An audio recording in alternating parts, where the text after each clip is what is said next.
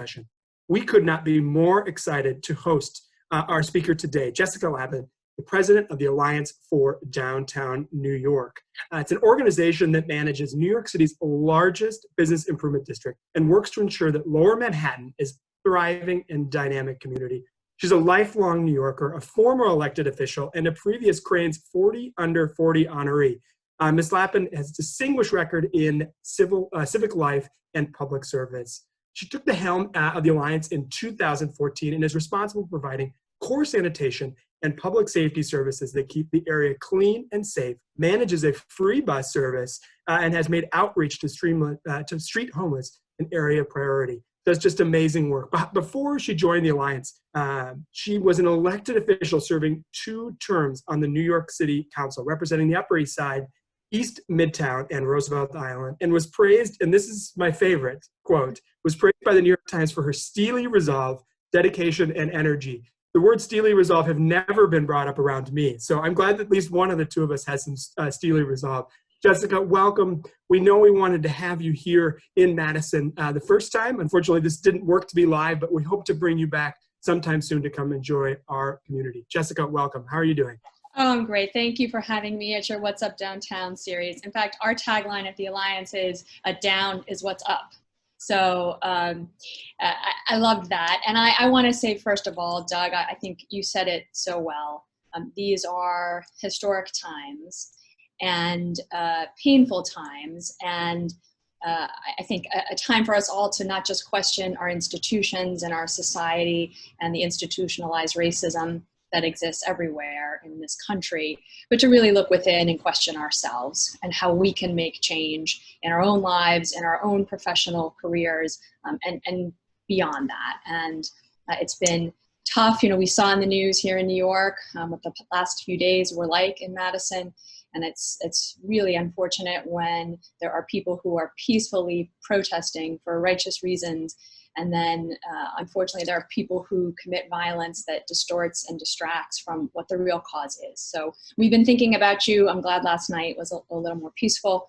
And hopefully this will all move in a positive direction as we go forward. I do wish I was there in person. I love Madison. My mother went to UW-Madison. So I have watched my fair share of Badgers games, that's for sure. I especially love running from State Street to Picnic Point. Sitting by the lake this time of year would have been awesome. So, you know, but I'll be back at some point and we can continue this conversation, but Zooming is the next best thing. So just a little bit about the Alliance, and Jason, you gave the quick overview, but we are the largest bid in not just the city, but one of the biggest in the country. We have a $24 million budget, 60% of which does go towards our core services, public safety, sanitation, the bus, the homeless outreach. But what I think we'll talk a little bit more about today is we have an economic development and research team that runs a collaboration space that does quarterly research reports and trend reports, tracks statistics and trends happening in the district. We have a tourism practice in-house. And then we have a communications team that really, particularly in this time, has been working in overdrive, kind of boosting, communicating what's happening in the neighborhood, individual partners, but really more sector-based communications and trying to make sure that we're a competitive district. I have been there since 2014. We've been around since '95 when Lower Manhattan was in really tough shape. We had the highest vacancy rate since World War II, vacant buildings, deserted streets in the evenings, graffiti on the sidewalks. And so we have had our ups and downs. Unfortunately, a lot of experience in reinventing ourselves. And in the 90s, we were kind of ahead of the curve in thinking about building residential downtown, which people thought was crazy. In fact, cities like London purposely went in the opposite direction, but ended up really being a positive in terms of building a mixed-use live, work, play community. We had, of course, 9/11 when we were just starting to bounce back. We had the recession in 2008, which hit us very hard and our financial institutions, Hurricane Sandy. So unfortunately, we've had our ups and downs. Our goal remains the same, to be looking forward and trying to make sure that this is a like vibrant, dynamic place for companies to come and to stay.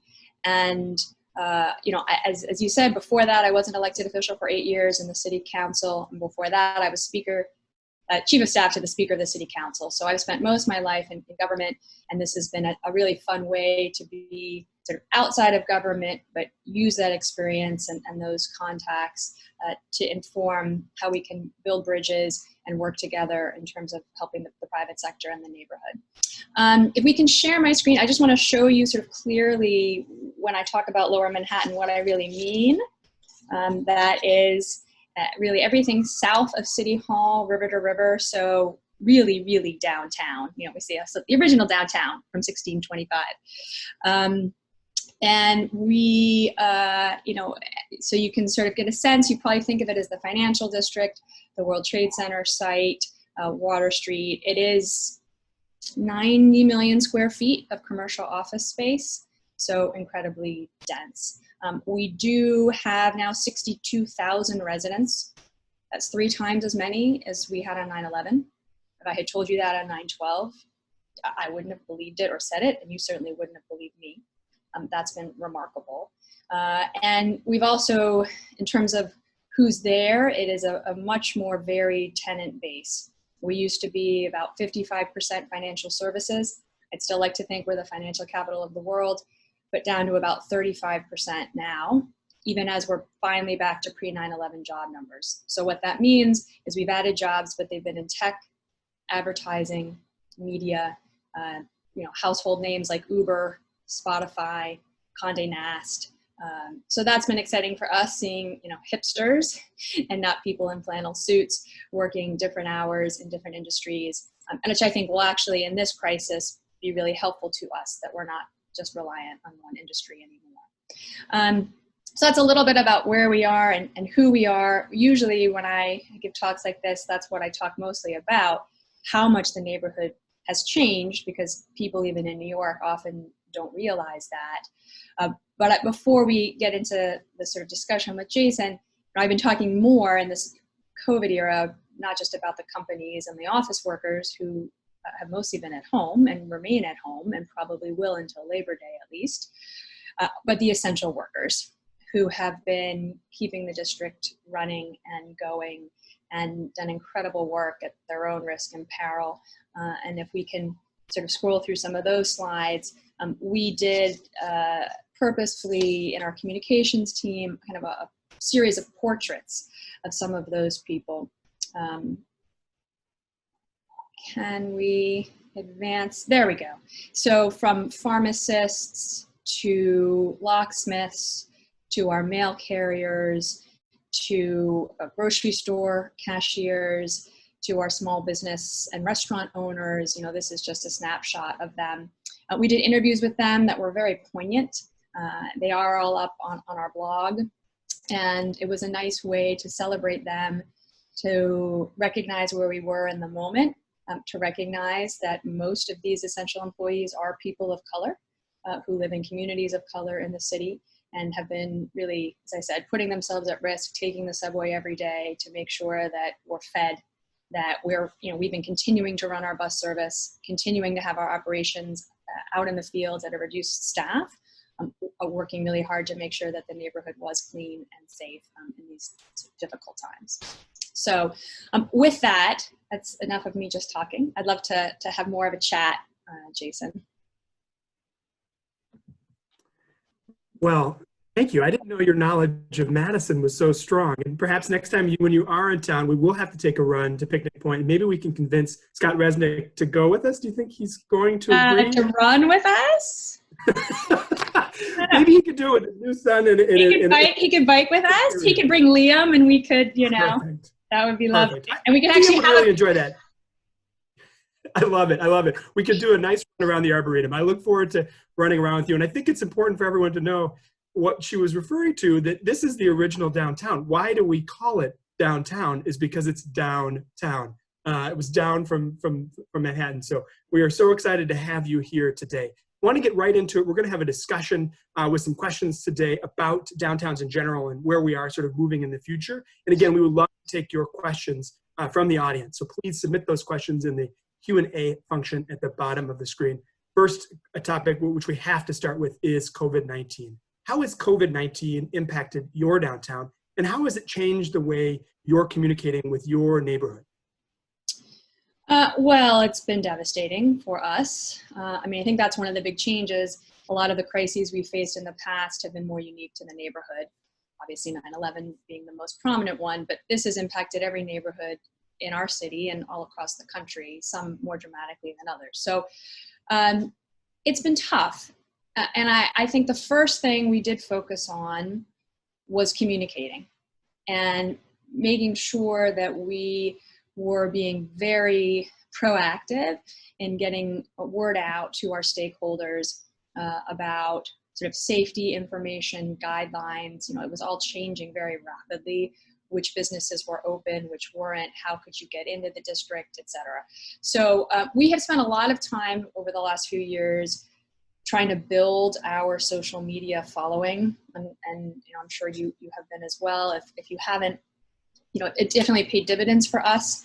We probably have close to 100,000 followers now across different mediums. And so that really made it, I think people came to us as a trusted source. And most local media has gone out of business. Like the New York Times isn't really a local paper. So I think people kind of looked to us even more to find out what was happening in real time, kind of on the ground. So we started doing kind of updating our daily blog, sending out newsletters twice a week, which we wouldn't normally have done. We did a specific newsletter just for small businesses. We went door to door and talked to people who were open directly to the extent that we could. We have handed out 50,000 masks. That's a little bit more recent. Some were donated by the city. Some were donated by one of our larger landlords. We have been conducting roundtables that have been really helpful. One has been focused just on our hospitality and food, restaurateurs, hoteliers, and one has been focused more on tourism. I happen to sit on the New York City and Company's executive board. That's our CVB for all of New York. We can talk about tourism more if you want later. It's pretty grim. And we had 14.5 million unique visitors downtown last year. We now have 34 hotels downtown. That has changed dramatically in the last few years. So we really tried to talk to everyone on social, but then convene smaller groups to really dig a little deeper on how we can be working with each subset individually, both in the immediate term, and then what can we do over the next 6 to 12 months, because this is going to be a long road. One thing that our members may not know is how connected organizations like our two organizations already are through an association called the International Downtown Association, IDA. And we're so fortunate Jessica sits on the board of directors. And it's really an area where we can share best practices to learn about what's happening in New York that might help what's happening in Madison, what's happening in Seattle or Boise or Grand Rapids, wherever that may be. And I think that in times like this, where we're in crisis, that is really important. And it sort of leads into that next question right now, right? Because small businesses across the country are really looking at an uncertain future. And, what is going to happen to the downtown retail experience following COVID-19? And are there innovative strategies that the Alliance is using to move downtown forward in times like these? Well, I couldn't agree more. And I hope in the Q&A too, I can learn what you guys are doing there, because to know what people are experiencing in Denver and Houston and Phoenix and Philadelphia has definitely informed kind of how I've approached what we're doing here in New York City. And that kind of information sharing really is critical, which I go back to, it's something if you aren't doing, you could, in terms of these smaller roundtables. Not only is it helpful for us to hear what they need, but they've been sharing best practices amongst themselves, which has been really helpful for them, not to reinvent the wheel for every single restaurant in downtown. Retail, I think we were all worried about retail pre-COVID in terms of storefronts. So this accelerates and exacerbates my anxiety. I don't like to say this, but I would predict that about 50% of our businesses won't come back. On a normal crisis, not that any crisis is normal, but you would expect about 25%. And I just look around, and I hope I'm wrong. I really do. But, this is really tough. And so, what are we doing? And trying to be more proactive. I think for us, and we were under retailed for a very long time, and we now have about 1,200 shops and restaurants, which, for us is remarkable downtown. In fact, there was a point where we, as the Alliance, had to subsidize the rent for the first grocery store that was in the neighborhood because there was just nothing. So, I think the thing I'm most proud of that we were able to do was a small business grant program. We were able to raise $800,000, partly from, we contributed $250 and then raised the rest from some of our owners, to give $10,000 grants to essential small businesses, meaning they had to be independently owned, mom and pop type shops, fewer than 30 employees, less than $3 million in revenue, open during the crisis. And it was specifically to help them pay rent, because that's what we were hearing was the biggest challenge. And even with moratoriums on eviction and a lot of landlords being flexible, they have to pay their lenders, they have to pay property taxes. So it was a way we could actually keep the money in the district, which was part of the goal, help the owners, help the retailers. And that was pretty successful. We've helped about, over 60 businesses at this point, and they've been pretty grateful. We've had to adapt. We do a Dine Around annual food festival to help our restaurants. Obviously, you can't have 10,000 people on a plaza anytime soon. So we shifted to virtual programming like everyone else. But I think that's because everybody else is doing virtual programming, finding innovative ways to do it is key, and to think a little bit outside of the box. We got lucky. Rocco DeSpirito, who's a TV star, chef, was willing to host a program for us for free. And what we've been doing each week, and today's only the second one, if you want to learn how to make gnocchi, you can log on this afternoon. But we're taking local restaurants and chefs, going into their kitchens because they're at home, and they're teaching people how to cook, and Rocco's sort of hosting. So we've been brainstorming a lot about how we come up with sort of innovative ways to promote some of our businesses. The other thing that we were facing is third-party delivery apps like Grubhub and Seamless, really price gouging our restaurants to the point that they were losing money on every delivery and takeout order they placed.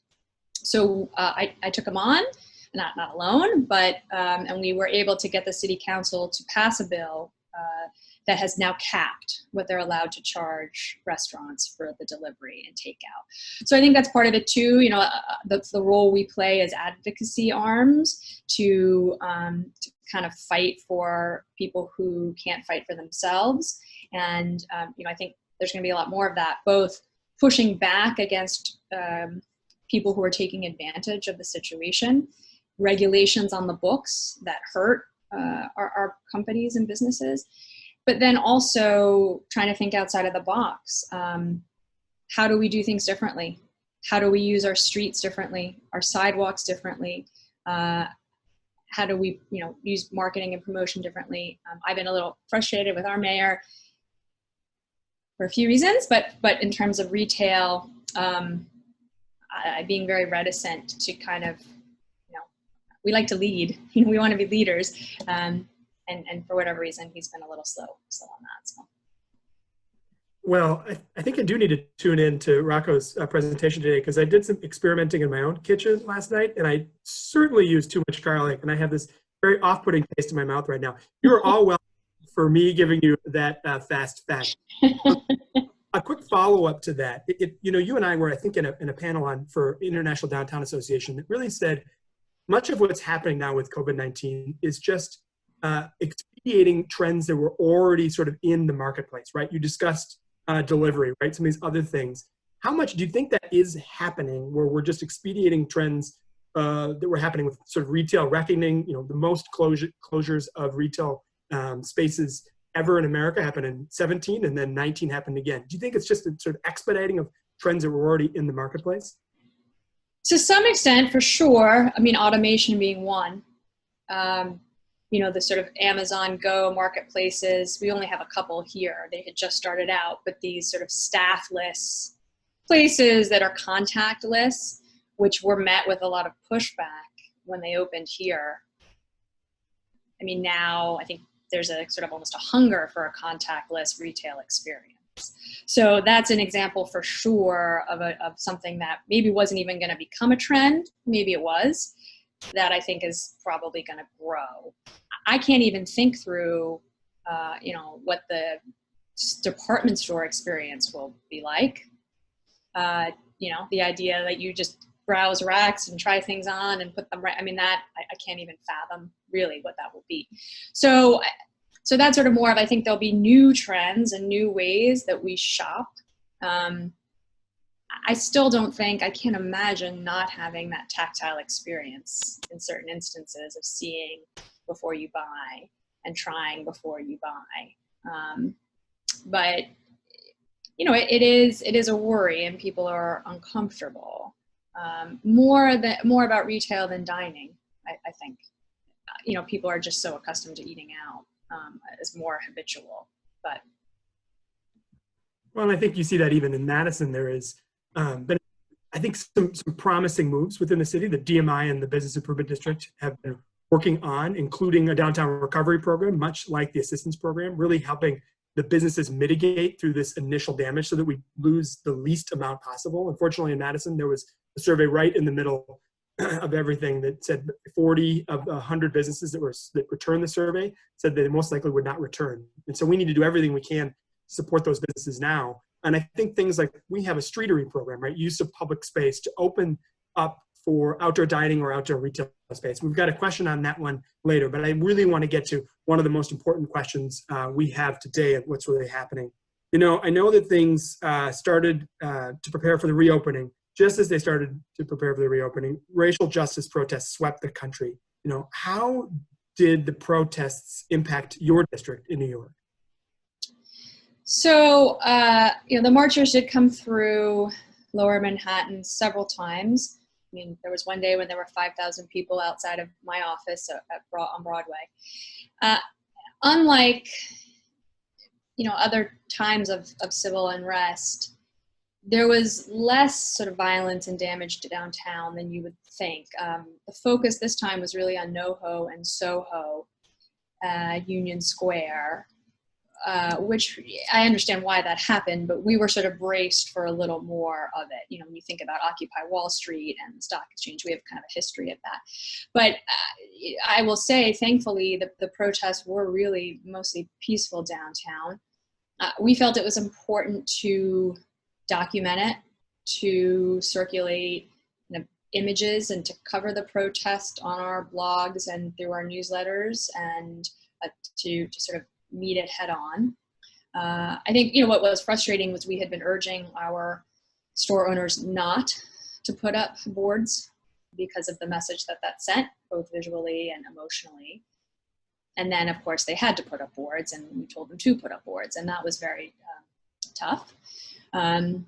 And, I think you guys are doing some very innovative things, actually, in terms of art and how you beautify while making a statement in terms of those boarded up shops. But, we were just at the point where we were starting to put out hand sanitizing stations and social distancing stickers. And, it's the time of year too, where we would put out our street furniture, our tables and chairs. Obviously the city asked us to take everything in, including garbage cans, et cetera. So it was a step back in terms of the recovery, but I can only say in the big picture, in terms of the arc of history, it was much more important. And, it's going to continue. We're going to continue for a while. And so we're going to have to find ways to adjust. I think that, begs the question, what do we do as downtown and downtown leaders to really make downtowns more equitable and inclusive for everybody? That is the question. And, every downtown is different.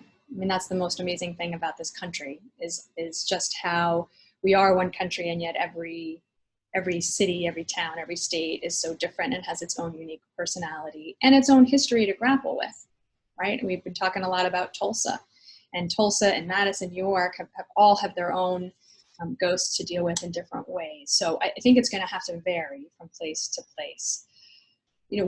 We are arguably one of the most diverse cities on the planet. We're a majority minority city.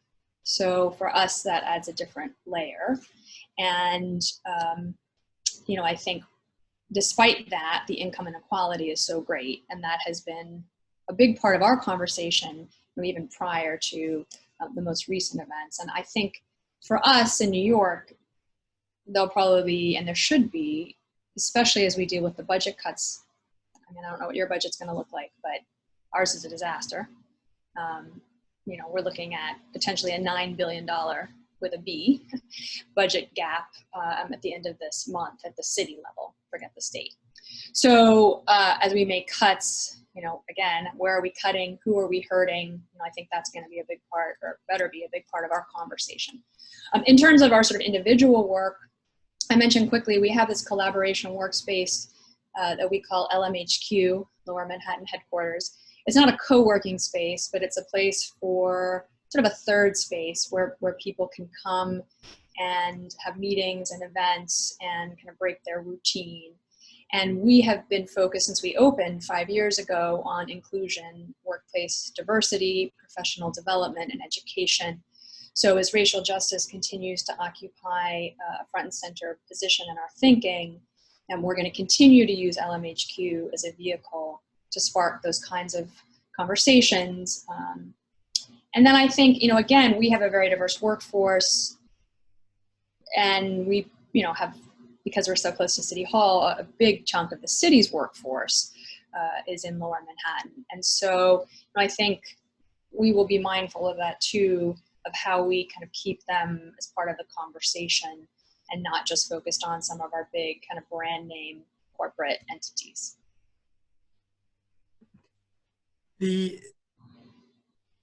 It's hard, I think, to think about the future right now, right? I'm very hopeful for the future, but we're sort of all in this mitigation phase, this short-term planning phase. But as you look to the future, what are the priorities for Lower Manhattan, and what advice do you have for other downtowns like ours to maintain their importance? This is a very important question, and the power of bringing people together. What role could downtowns play in building community, communicating, and really being a driver for change?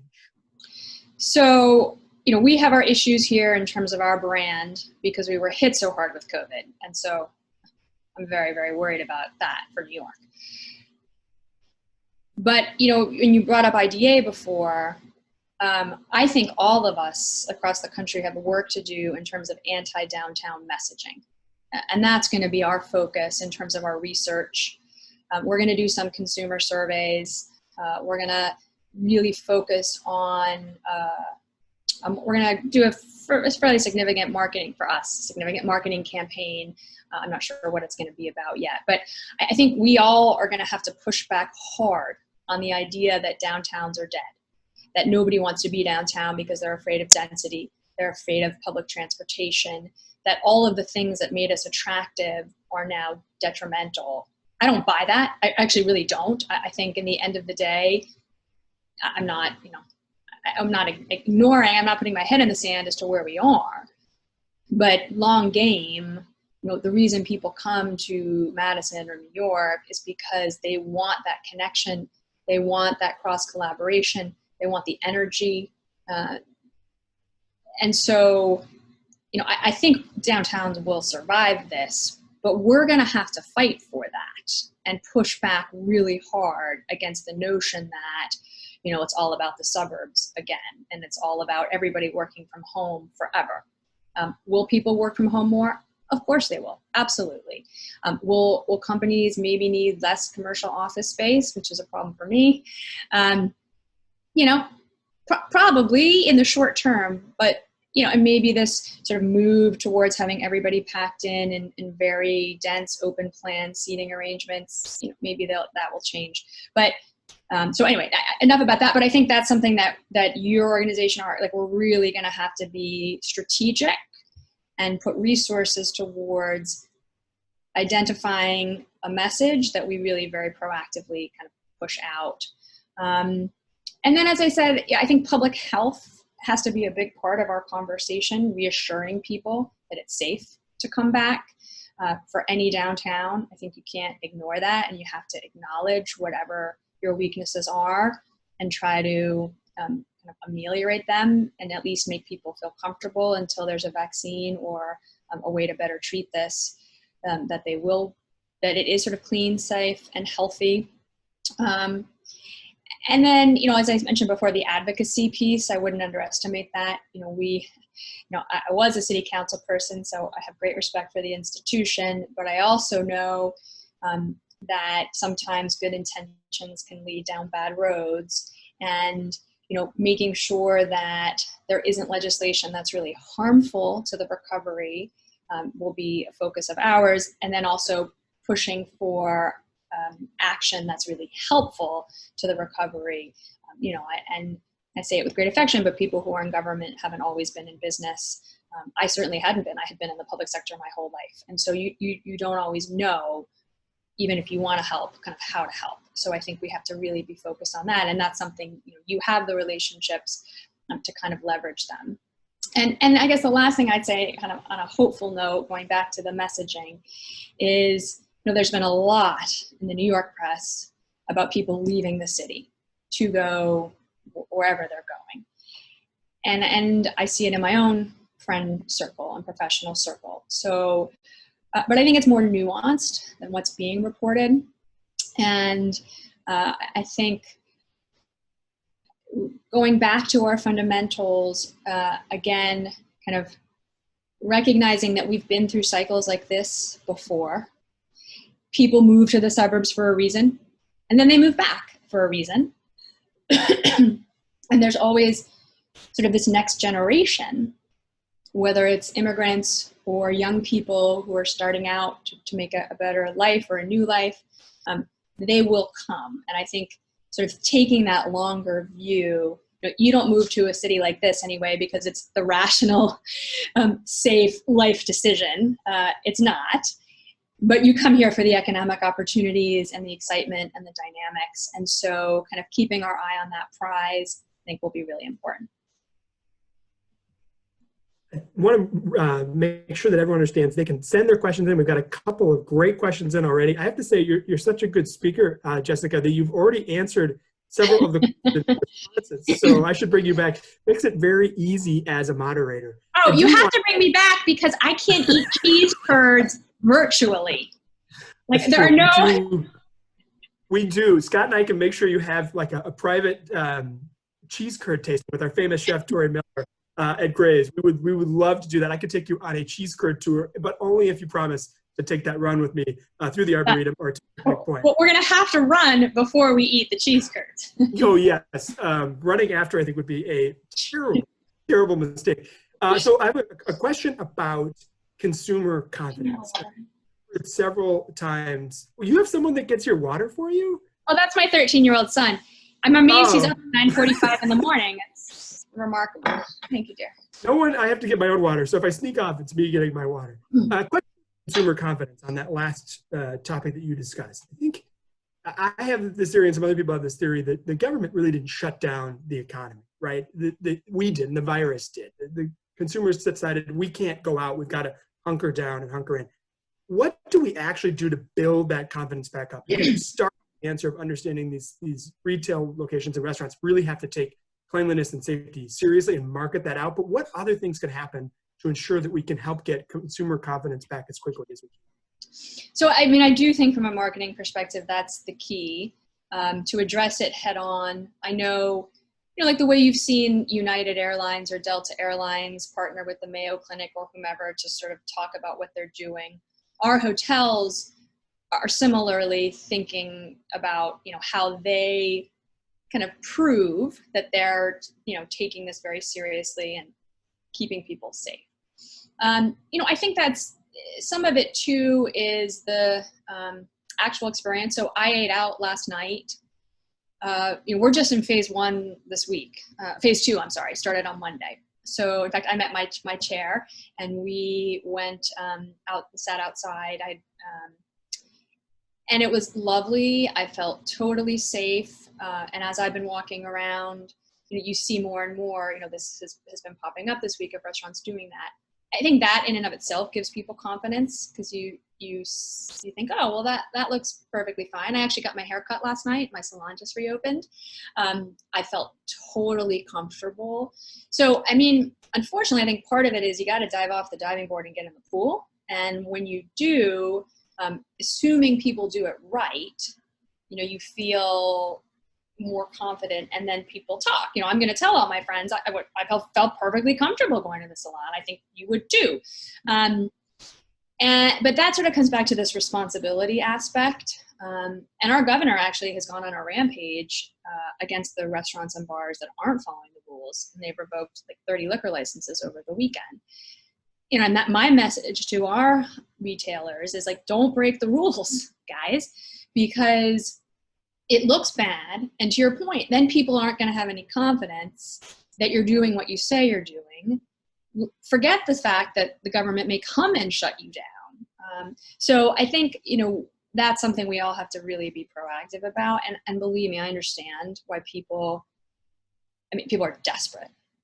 So any one more drink that they can sell is important to them. And I'm not minimizing that. But if you lose your liquor license, you're in big trouble, right? So, I think we have to sort of, go as we go. And, my bigger thing, is the office workers. Until our 350,000, office workers come back, and that's not really, McKinsey brought some people back this week. Goldman brought some people back this week. Amex said they're not. A lot of our big employers are waiting until Labor Day. That's tough, right? July and August are tough for us anyway downtown, but that's really tough. And so I think for us, come the fall, we're going to have to try to have those conversations to kind of encourage people. They have to do what they feel comfortable doing, and you can't force people at the end of the day if they don't feel safe. But our companies need to start bringing people back. Yeah, it's not dissimilar in Madison, right? The economy in downtown is based really on a three-legged stool of, the office workers, residents, and then really tourism, right? Tourism and the hospitality sectors, and bringing people down, particularly in Madison, for events. And obviously that's not happening right now.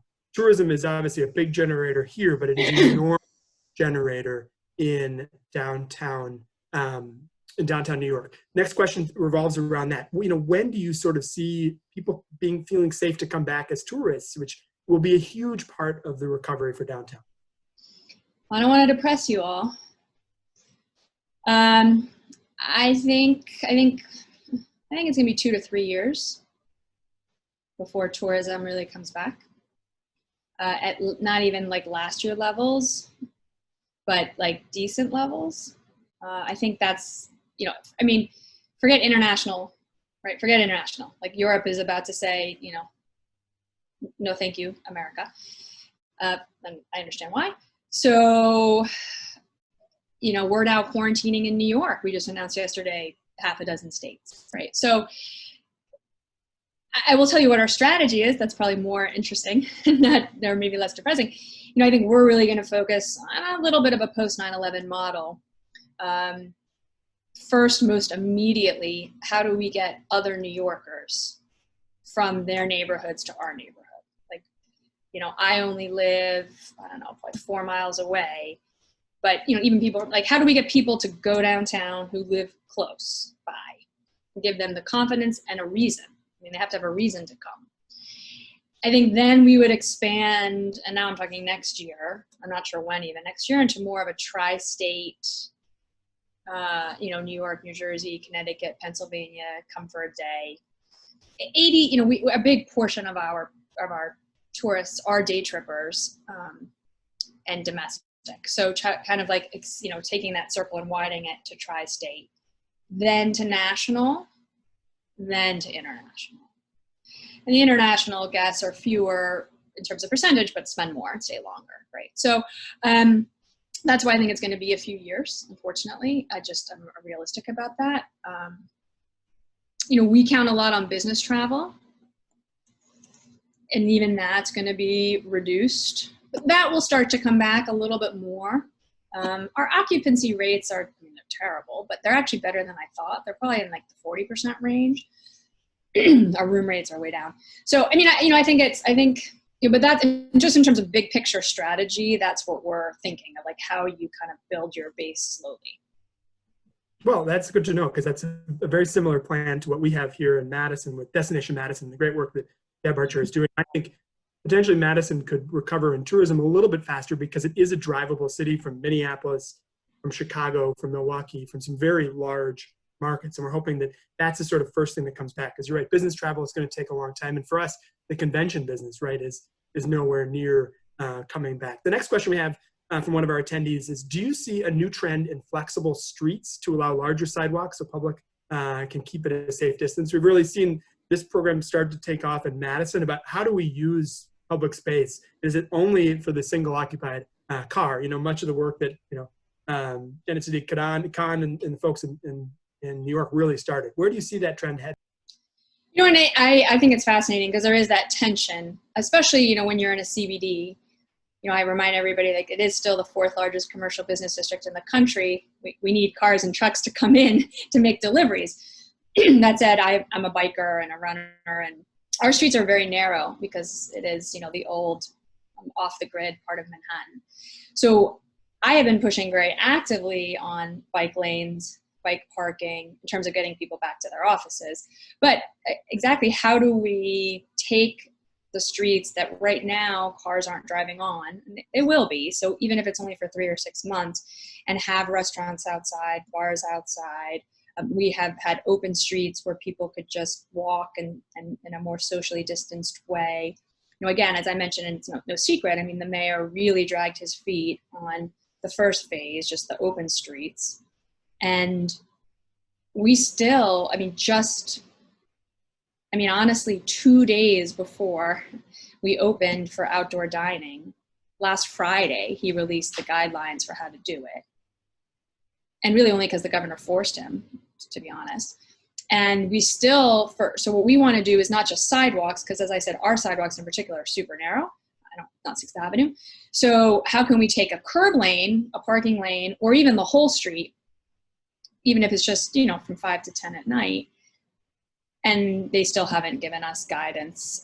They say in July. July is like here. And we're going to be in phase 3 quickly. And also, it's 90 degrees and terrible humidity. We have a short window here as to when people are even going to want to dine outside. So we're kind of eager to get that going. Long term, I think some of these trends will stick and should. The thing that drives me most crazy about our leadership at the moment is this is a good time to think outside of the box, to take a crisis and, be forced to do things differently. Some things will work. Some things won't work. To be big enough and say, like, that didn't work, that was a failure, we're not going to keep that up.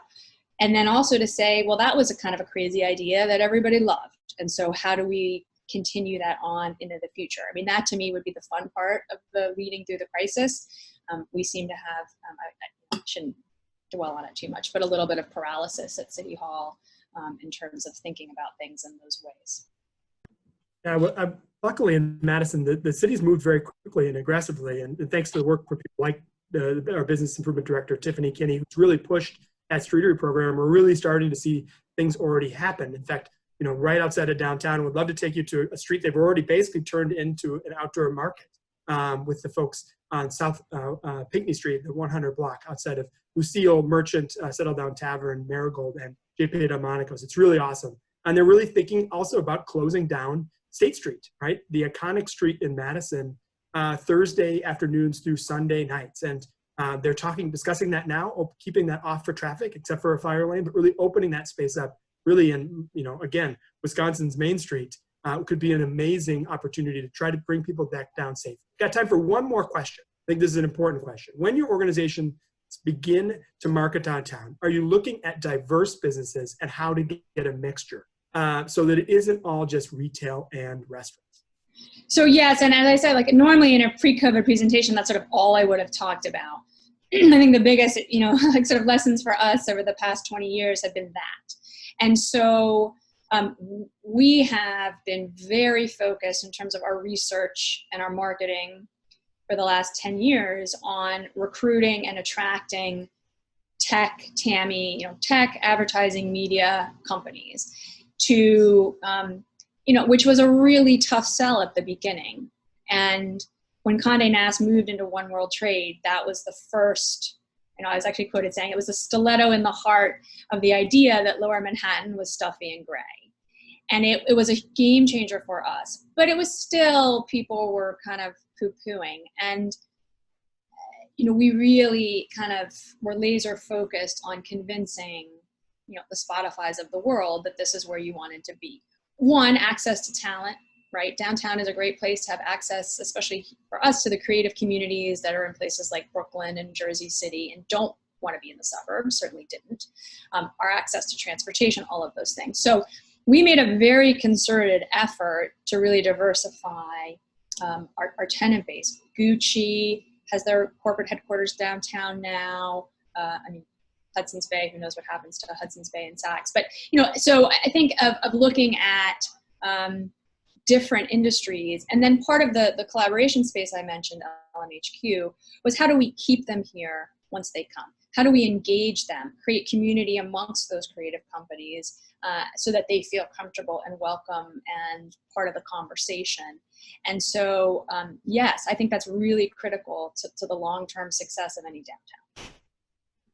Well, I think I'm going to end on the fact that I am going to try to use the term stiletto in the heart. And I think I'm going to say it with my nice, thick Minnesota accent. A stiletto in the heart, oh, you're darn tootin'. Try to hide my accent, but it comes out every once in a while. I cannot thank you enough, Jessica, for joining us this morning. We so wish this would have been live, and it will happen live. We will have her back sometime soon. But learning from fellow organizations like yours and the others all throughout America is a key part of what we all need to do. We need to learn best practices, and sometimes we need to learn what doesn't work. So you have been incredibly helpful and honest. We've had so much great feedback from our members about your honesty and how informative this was for our group today. So again, we cannot thank you enough. Please keep in touch with us if there's ever anything else we can do. Oh, thanks, Jason. It was a lot of fun. And thank you, Scott, for making the introduction. All homage to Scott Resnick, which is, I've got a meeting with him in 1 minute, so he'll let me know.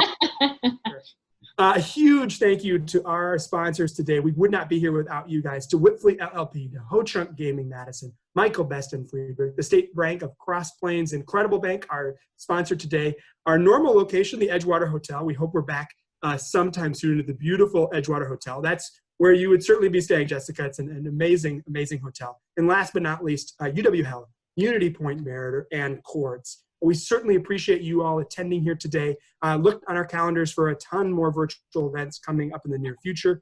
We do have a survey. Once you sign off, please fill out that survey because that'll help us understand what programming you guys want in this virtual world. Most importantly, we hope you all have a great weekend. Please stay safe and stay healthy. Have a great day, and thank you again.